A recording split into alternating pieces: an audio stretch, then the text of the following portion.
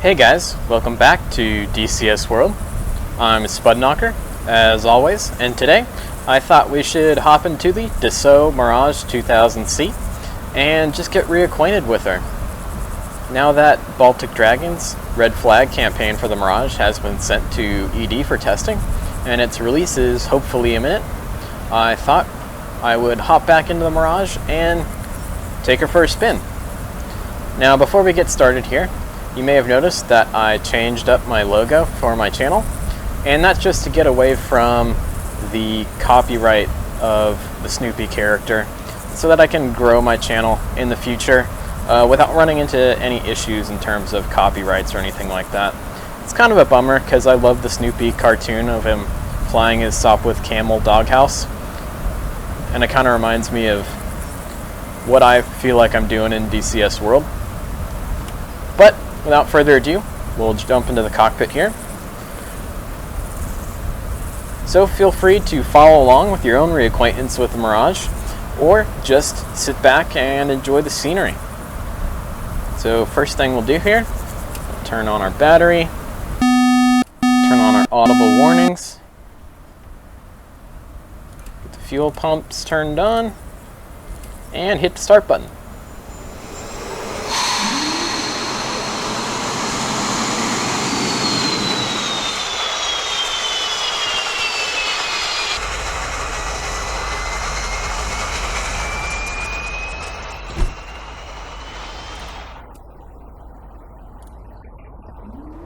Alrighty, got the canopy closed up. Now you guys can hear me a little better. Now one thing on the Mirage to really remember is to push your canopy lever all the way forward to lock it in place. Can't tell you how many convertible Mirages I've had to fly around the pattern and come back to repair before heading out on my mission. That's always embarrassing, not to mention annoying. Alright, so we'll turn on our console and cockpit lights. Turn on our radar screen. Turn on our HUD. Put our radar into warm-up mode. I'm going to spare you guys the waiting for 8 minutes to align the INS. So I just turned the INS alignment off. That's not a aircraft feature, that's more of a cheat built into the game so that we can avoid that, so you guys at home don't have to stare at the screen for 8 minutes. Alright, turn on our radios because that's always important. Now I'm going to leave my expendables off so that we don't accidentally release a flare or a bundle of chaff on the ground and potentially hurt anybody working on the aircraft or around the airport. This looks like our buddy is started up. Going to turn on our external lights. Going to turn on our landing light. Pretty sure it's this guy. Yep, okay. Just take a sweep around the cockpit, make sure everything's good to go. As you can see, the Mirage is pretty darn easy to start up. Nothing too fancy to deal with on her. The Mirage was the first module that I ever bought for DCS World, and so there was a time last year when I was pretty darn good at employing the Mirage in combat, and thought we should get reacquainted with her because I've been concentrating on Spitfires, Harriers, and the like. Okay, so throw it into nose wheel steering, we'll push the throttle up, and we'll get to taxiing.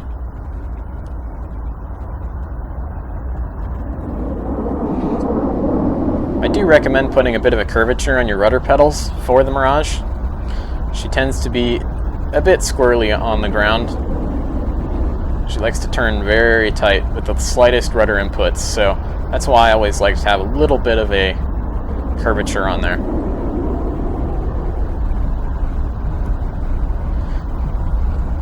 So today, we're French peacekeepers here in Georgia, and unfortunately, fighting has once again broken out in Abkhazia and along the border with Georgia in the town of Zugdidi. And today we're tasked with intercepting a convoy bringing in reinforcements of fighters and weapons and supplies into the town of Zugdidi for the rebels. Now the Georgian Su-25 squadron are all down with disrepair, and they're all the way into Tbilisi anyway. And we're the only coalition aircraft in the area, so that's why we're tasked with this kind of strange mission for a Mirage 2000C. You can see we've got quite the heavy load for a Mirage. We've got Snake Eyes and Matra rocket pods, and that is a little bit unusual for this aircraft. Alright, now that we're stopped short, we'll request takeoff. In field 1-1, request takeoff. Enfield 1-2, rolling. You are cleared for takeoff when ready. Climb 300 at QFE 29.88.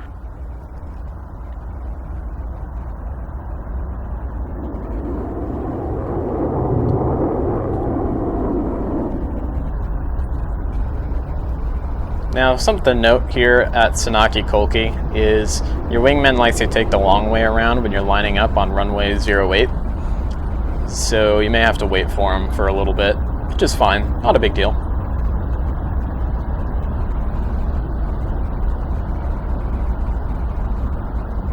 So while we wait for our wingy, we'll go ahead and turn off nose wheel steering and talk about taking off in the Mirage. So when you're taking off in the Mirage, you want to rotate the aircraft at about 120 knots. You want to do this very gently, or you risk striking the tail of the aircraft, which is never a good thing. And you always want to make sure that you get off the ground pretty quickly though, as the aircraft tends to have a tendency to burst tires if you're running down the runway at too high of a speed. So you kind of have to mix the gentle gentle rotation with the urge to get off the ground as quickly as possible. So it makes the Mirage a little bit more difficult to handle around the airport.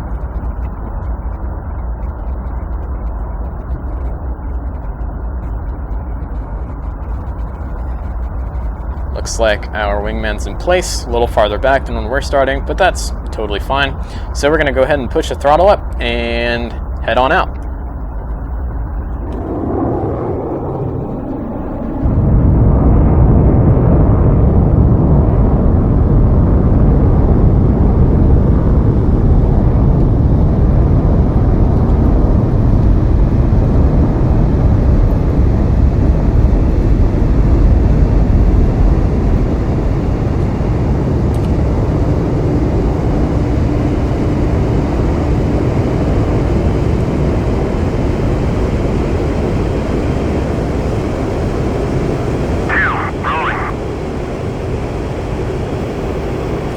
Boy, DCS World 2.5 sure is pretty. Kind of reminds me of the fantasy world that I kind of created in my mind as a little kid while I was playing with my toy airplanes. I think that's why I like DCS World so much, is it kind of brings in a more complicated form that same kind of joy I had as a little kid playing with my models and toy airplanes.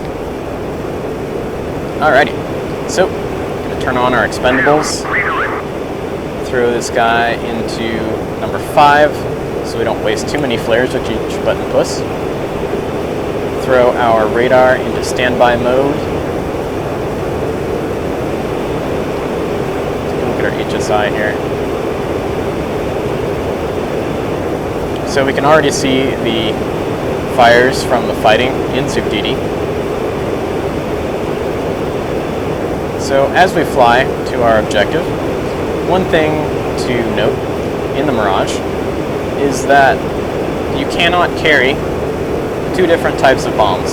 You can either have slick Mark 82s or snake eye Mark 82s. You can't carry both retarded and slick bombs at the same time. The weapons computer in the aircraft cannot handle that. You also cannot carry cluster bombs mixed with iron bombs. It will not work with the mission computer in the Mirage. So we want to try and avoid overflying Zugdidi itself, as we don't want to get fired upon by friendly Georgian forces or by enemy forces, as there are definite reports of man-pads and other types of defenses in the area, namely Zu-23s.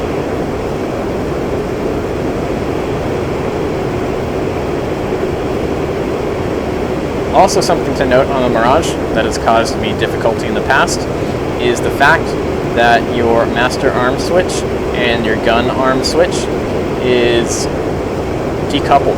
Unlike an American aircraft where the master arm switch works on both the bombs and the guns in the aircraft, these are decoupled.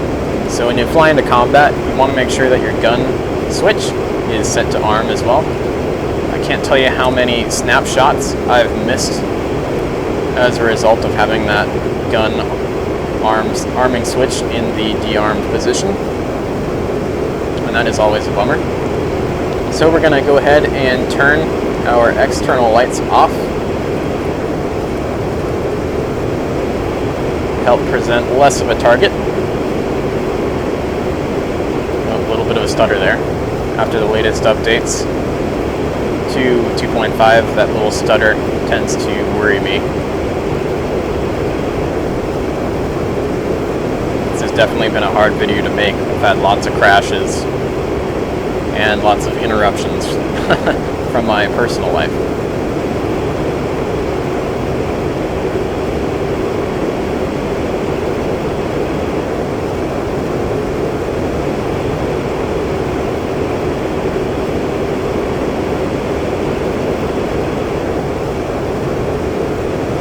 Now, our intel officer, before the mission started, said that those two fires in Zugdidi were started by rebels lighting off burning tires and other barricaded materials in the streets in an effort to keep Georgian armored vehicles from being able to enter the strongholds within the city. Whether or not that's effective, we'll have to find that out once we land.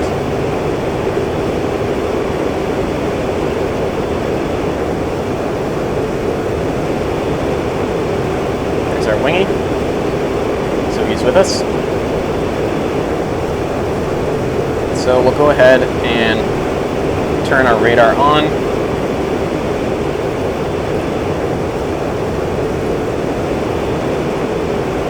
Alright, so what you just saw me do there was, when you select a bomb, you get two inputs for the mission computer. You get the TAS and RS. TAS is your main radar input, and RS is your radar altimeter input. Basically, the way that the Mirage calculates your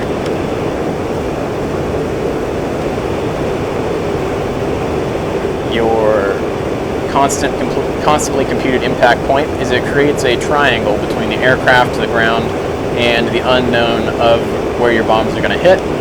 And it basically uses some math that's similar to the Pythagorean theorem that we all learned in American high school.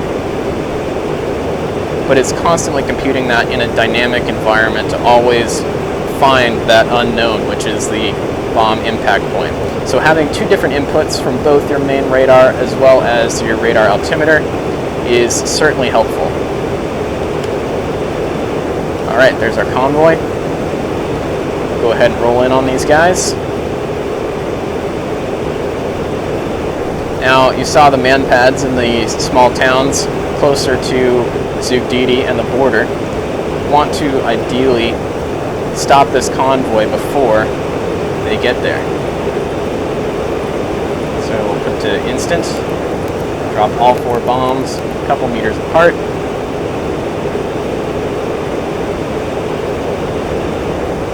Now, the Mirage is not ideal for a ground attack aircraft. It's not going to be anywhere near as effective as your A-10C or your AV-8B.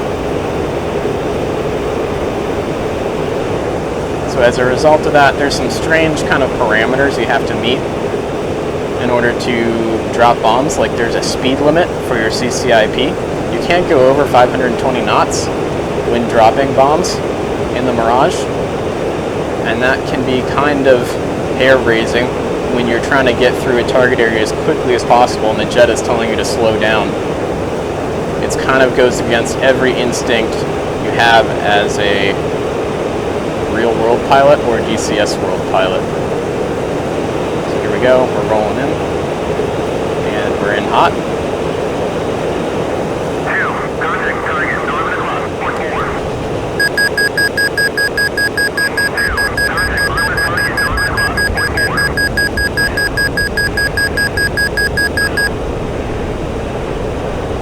Not sure what we hit, if anything. Looks like we may have hit something. But we definitely stopped that convoy, which is kind of the idea here. Now our ops officer and our intelligence officers, as well as our Georgian intermediaries, certainly know that the Mirage 2000 is not ideal for this type of tasker.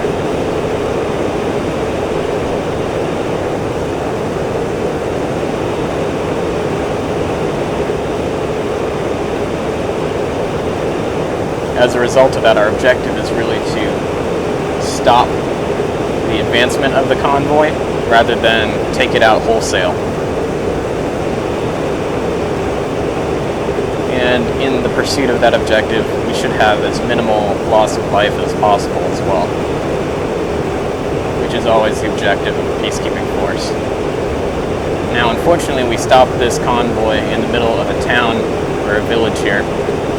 It's definitely not ideal for that secondary objective of minimizing collateral damage. Looks like we definitely probably took out a couple trucks.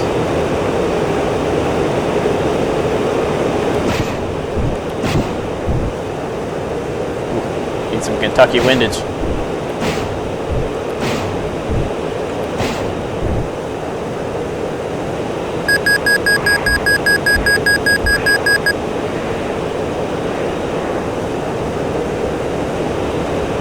Now our own safety is important, so it's a good thing that we stopped these guys before they came into range of the man pads or the ZU-23 emplacements closer to the border.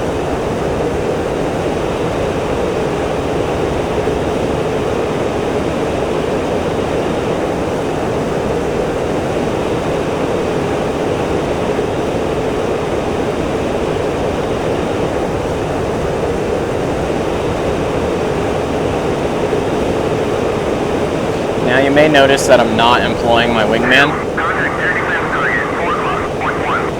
and that is simply because I think there's a game-breaking bug with the Mirage right now after update 4 and 5, or hotfix 4 and 5, that whenever I tell my wingman in the Mirage to attack a target, I get a crash to desktop, and that always sucks.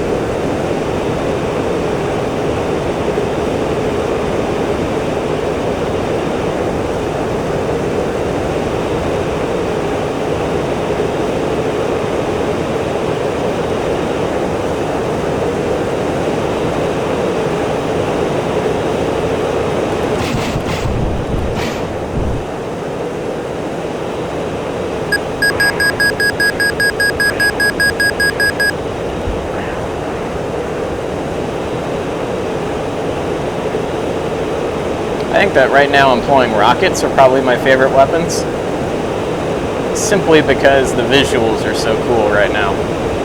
I can't wait till all of the effects for all the different kinds of weapons are updated, but I'm sure they will be in time before the Hornet.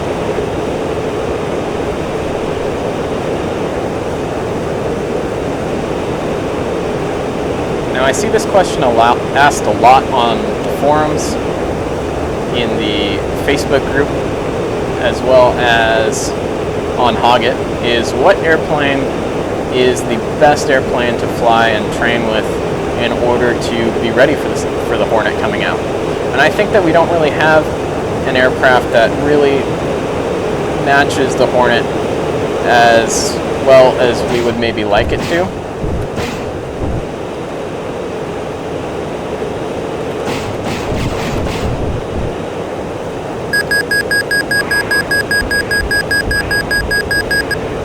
So I think that your best bet for getting ready for the Hornet is probably a combination of aircraft.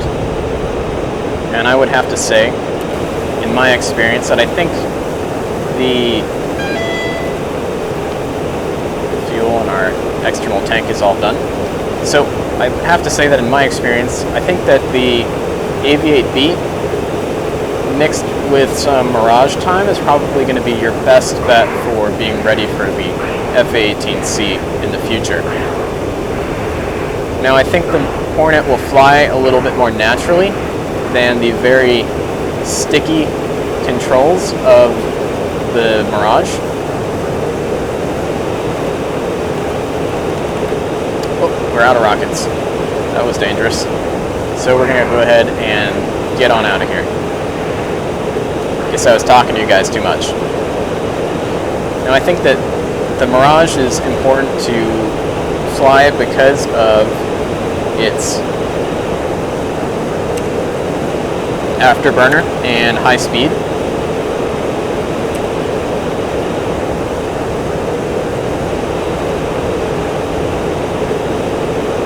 While the Harrier is important to fly because I think that the MFD setup and the way you select weapons, employ weapons, all these kinds of things will be very similar to the Hornet.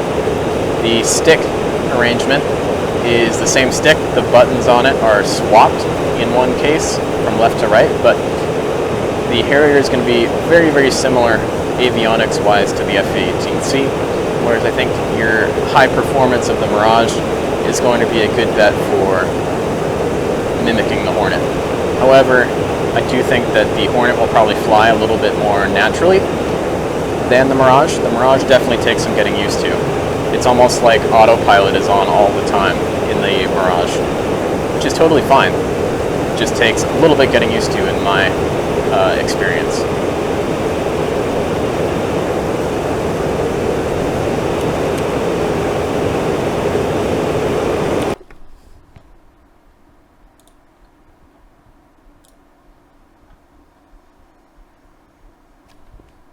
Okay.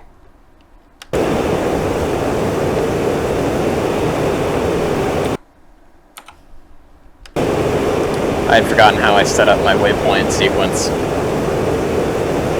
That's why I'm moving map in the Hornet, and the Harrier, once it's implemented, will be definitely a great help.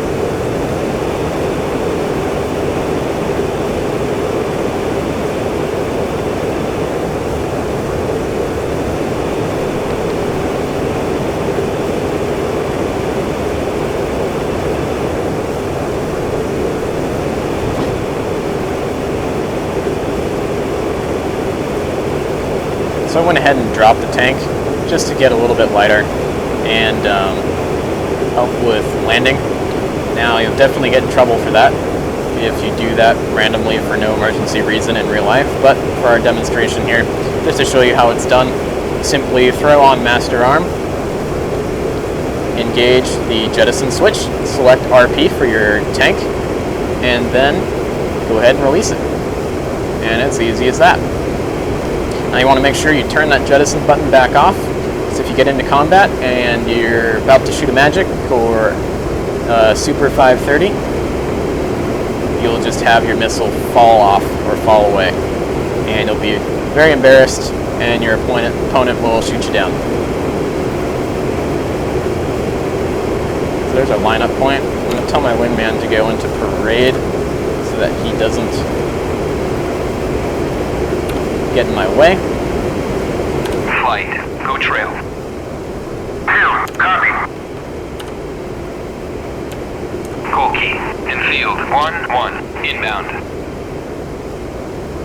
Infield 1-1, call key, fly heading 104, 47, QFE 29.88, runway 09, to pattern altitude.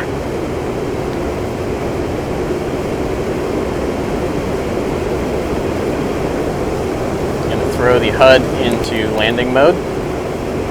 Now the only time I ever use trim in the Mirage is on final approach.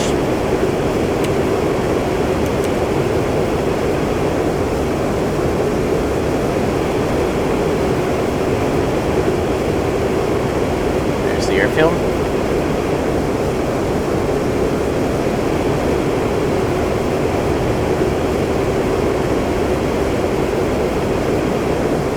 The Mirage is definitely a finicky airplane to land.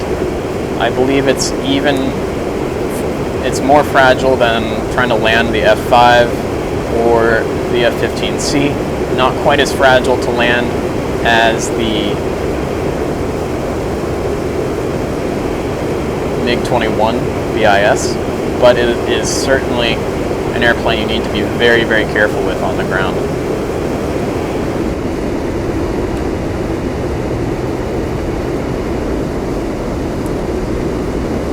I also highly, highly, highly recommend making sure you know what your key binding is for your drag chute. It's especially important on a rather short runway like the one we are approaching today. Cool key, in field, 1-1, inbound. I find that it's really easy to make a carrier brake in a Harrier, an A-10, an F-15, anything like that. It's very, very difficult to do that in the Mirage. You really need a nice straight-in approach, or you risk breaking the landing gear.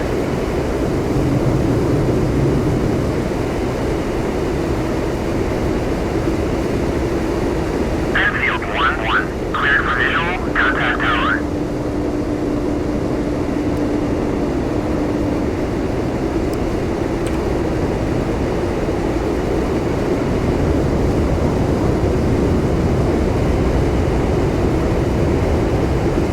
Like we've come left a little bit. Have just a slight crosswind. Probably noticed that on my takeoff when I got caught a little bit coming off the center line. Adding a little power. You want to make sure your velocity vector is on the spot where you intend to land.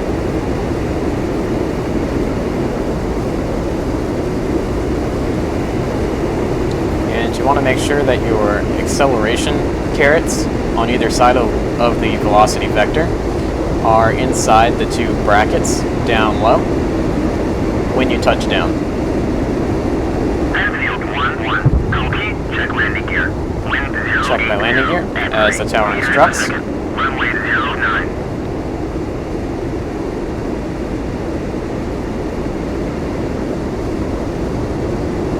Trying to come in nice and flat.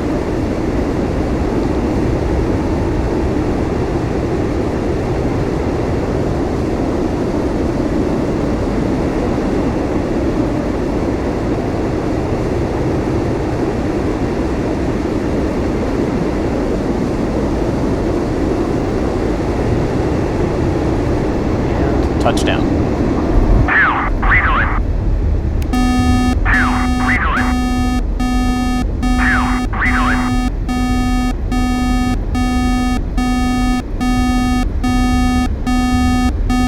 Wow, that was close. Could not get the drag chute to deploy. It's a good thing we could stop on such a short runway here.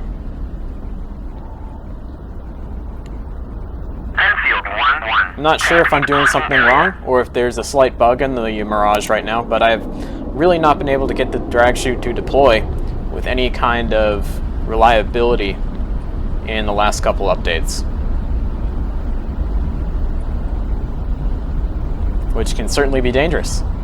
So, not the best landing in the world, but it works, and we stopped on a short runway.